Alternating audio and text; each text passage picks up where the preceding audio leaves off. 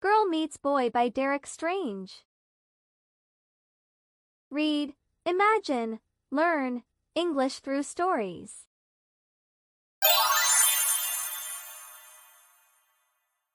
Listen and practice.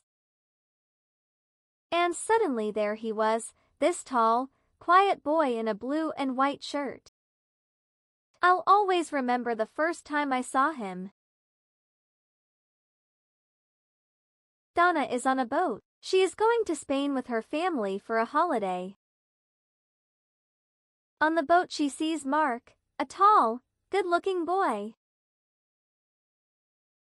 But Mark is very shy and he doesn't talk to her on the boat. Who will help them to meet? Will they be together? Derek Strange writes books and stories for young people. He lives in London with his family. He has one son. His name is Mark. In July 1993, Derek and Mark went to Spain on a boat for a holiday. My story starts in late July. It was July the 21st, I think. It was the first day of our holiday, a hot July day. I stood in the sun and looked at the sea. It was 11 o'clock in the morning. I was on the boat at Portsmouth with my mother and father and my sister, Louise. Sea birds played near our big boat and the small boats near us on the sea. I started to look at the people with us on our boat. They all watched the sea birds and talked and laughed. They were all happy on the first day of their holiday too. And suddenly there he was, this tall, quiet boy in a blue and white shirt. He was really good looking. I'll always remember the first time I saw him. He didn't see me then. He was with some friends. One of the boys was his brother. I think they had the same blue eyes, the same mouth and nose, nearly the same hair. His brother and one of the boys with him tried to catch the sea birds, and he smiled at them. Then they came and stood near us, and they talked about the small boats on the sea. I watched him over Louise's head all the time. His brother and his friends made a lot of noise, but he was quiet and didn't talk a lot. Then suddenly he looked at me, and his eyes stayed quietly on me, and he smiled his lovely smile with his shy blue eyes. The people near me on the boat, the sun, the sea, the birds, the noise of his friends, time, it all stopped. At that moment, there was only him and me and him and his smile for me, only the two of us. Slowly, very slowly, the boat started to move away, across the water to Spain. It takes a day and a night on the boat from Portsmouth to Santander, in Spain. A day and a night together, on the same boat with him. It was a big new boat with cafes, shops, a cinema and a disco. In the evening Louise and one went to the disco together.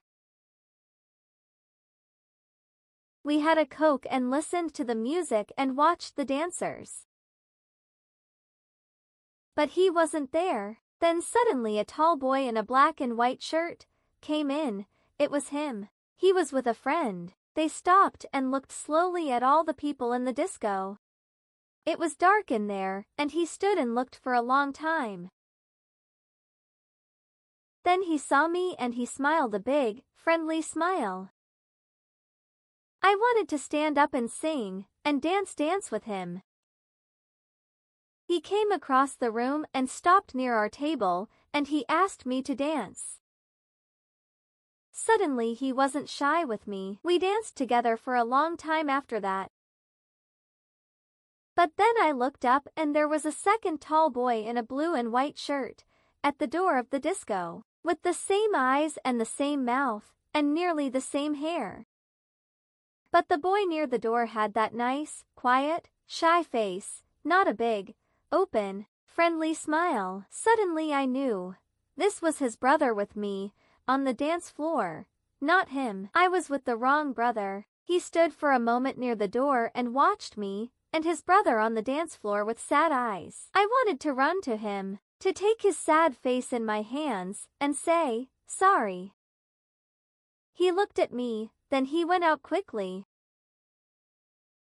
I stopped dancing, walked back to my table and sat down.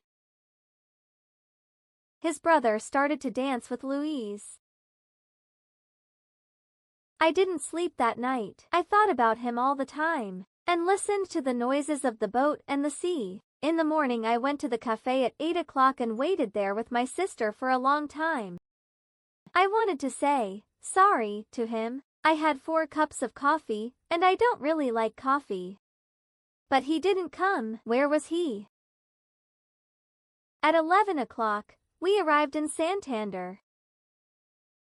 I wanted to stop the boat. I wanted to stop the holiday. I wanted to go back to England. I only wanted to see him again, to talk to him, to ask his name, but he wasn't there. Mark's story. I started Spanish at school in September and I like it. We've got a good teacher, Old Webb, Mr. Webb, not Old Webb, my mother always says to me. He isn't old, you know. Old Webb, sorry. Mr. Webb always takes some people from our school to a place in Spain for the first 2 weeks of the holidays, every July. Old Webb is okay, not bad, for a teacher. We were at Portsmouth with Old Webb, sorry, Mr. Webb, and Mrs. Webb. She's from Argentina. All the boys think she's good looking, too. There were 6 of us with the Webbs, Harry Potts and his sister Sonia, Nick Atkins, he's a good friend, Sue Bellamy, she's clever. My brother Dave and me, we're 14 and we're good friends too usually. There were hundreds of people on the boat. It was hot in the sun, a lovely day. People watched the sea and the small boats. I liked being in the sun and thinking about the 2 weeks holiday in Spain. Old Webb started one of his stories about Argentina, but I didn't listen. I started to look at the people, and this girl was there, near me. A really good-looking girl with nice brown eyes and black hair. I'm really shy, and I'm not very good with girls. I didn't talk to her then, but I watched her with her sister and her mother and father. Then they walked away and she smiled at me for a moment before they went. My brother Dave saw her, and he laughed quietly at my red face. I wanted to see her again, perhaps in the cafe at lunchtime, or perhaps in the cinema in the afternoon. But she wasn't there and I don't remember the film. In the evening we had a drink with Old Webb and lovely Lucrezia, that's our name for Mrs. Webb. After that Dave and Harry went to the disco. They wanted to meet some girls. I don't like dancing, but I went to the disco later. I wanted to see her again, the lovely girl with the dancing brown eyes and the nice smile. It was dark in the disco, and I stood near the door and watched the dancers. Then I saw her on the dance floor and she was with Dave. With my brother, Dave. She smiled at him, too. A lovely smile. I didn't want to watch. I walked out. I went and looked at the sea and thought about things quietly. I thought about her and Dave. I was up early in the morning, before 6 o'clock. I went out again and watched the early morning sun and the sea. There was only one old man and the sea birds there with me. The old man smiled at me, but we didn't talk. I liked being quiet. I went in and had a coffee in the cafe, but I didn't want to eat. All the time I wanted to see her. I wanted her to walk into the cafe and come across to my table and sit down with me and tell me her name and talk to me, but she didn't come. I waited and waited, but she didn't come. At 8 o'clock I went to find Nick and Dave. Dave was very quiet all day, and he was really nice to me. And I didn't see her again before we arrived in Santander at 11. She wasn't there. The town story. Comillas is a small town 50 kilometers from Santander, near the sea. In the town, there are quiet streets of old buildings, and there is a small square. There are small shops and cafes with tables and chairs in the square, under the trees. A lot of people from Madrid come to Comillas for their holidays, and a lot of people from England stay in the town too. In the evenings in June and July and August, people like to walk in the streets of Comillas. They stop in the square and stand and talk together, their children 20 for the children, or read their newspapers, or talk, play together.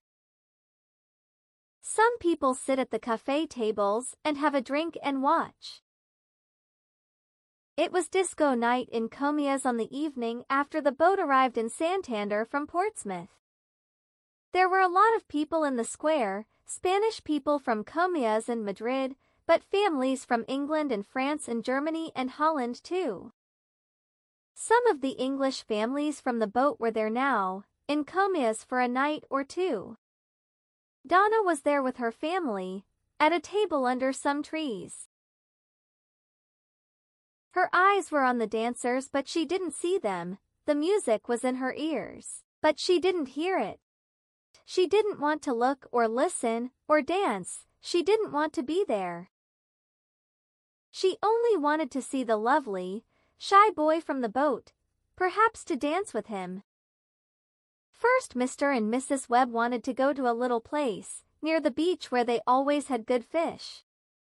They wanted to have a good time on their first evening in Spain, and later there was the disco in the square at Comillas.